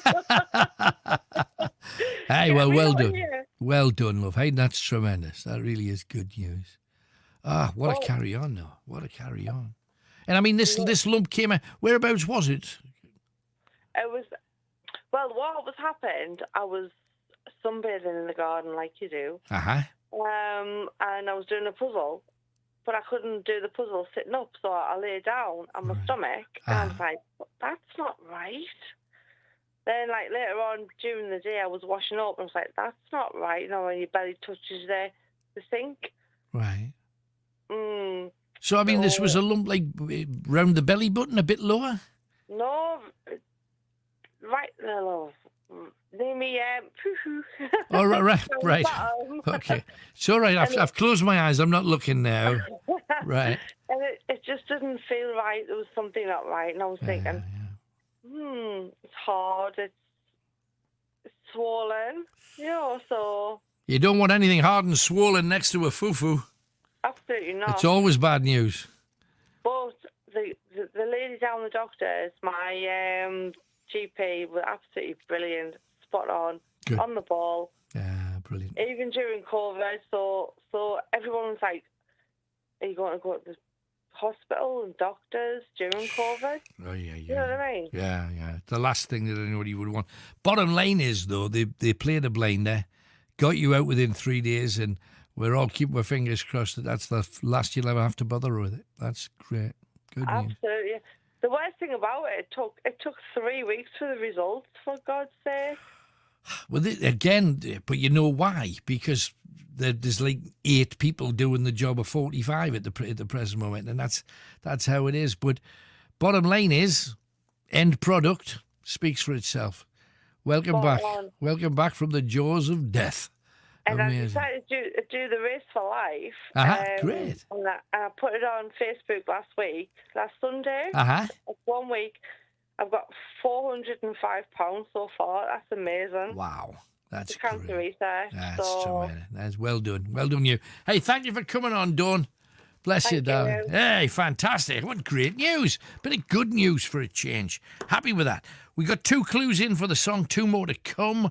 We're going to have some blah in a moment, which means we're going to have to say goodbye to you guys, I'm afraid. We're still going to be going for another hour and a half, so try and stay with us if you can. Before we take our leave, let me just tell you about the new podcast. It is going to be available everywhere tomorrow at 12 noon. Unbelievable, I didn't write this, Tony wrote this. Unbelievable real-life stories of stars with dark pasts, doing some of that in a Grizzly Tales podcast, along with a dose of weirdness, strange eating records. They're disgusting. And then we delve into the horrifying tale of Andrei Chikatilo, a Soviet serial killer nicknamed the Butcher of Rostov, the Red Ripper and the Rostov Ripper. He ate people and did disgusting. I mean, seriously disgusting things. Henceforth, it's on the Grizzly Tales podcast tomorrow. Also, if you get the chance, robsonsworld.com, if you can. Help us if you feel that you would like to do that. It'd be a cool thing. Thank you. Meanwhile, let's have another celeb while we get ready for the blah. This time, we've been talking about wearing like rockers outfit, mods, rock and roll, all of that. And somebody says, no, blues was the root of everything. It depends which way you go. Blues, yes, it absolutely was the root of many, many things. Rock and roll took it a different way, which was kind of cool. Rockabilly, and we had all of that. Lonnie Donegan skiffle. There was a lot of different directions that kicked up, country and whatever. But bottom line, we were talking about outfits that we'd wear. Do you remember the New Romantics and all those bolero tops? Even I had a couple of them, he said with embarrassment. Duran Duran dressed in such a fashion. I know, that's what I'm saying. Nice lads, all the same. Here we are talking about the worst pain they'd ever suffered. Let's see what they've got to say.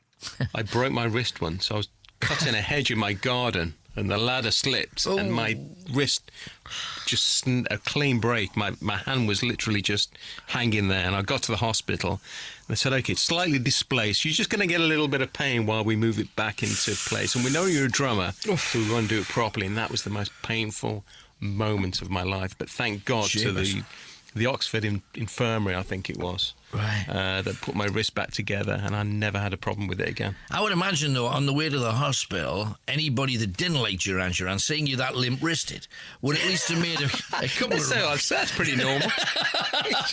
He's just been in his normal set. So what about you, then? You had an ailment worthy of mention? Oh, I don't know. I mean, I remember putting my fist through a plate glass window.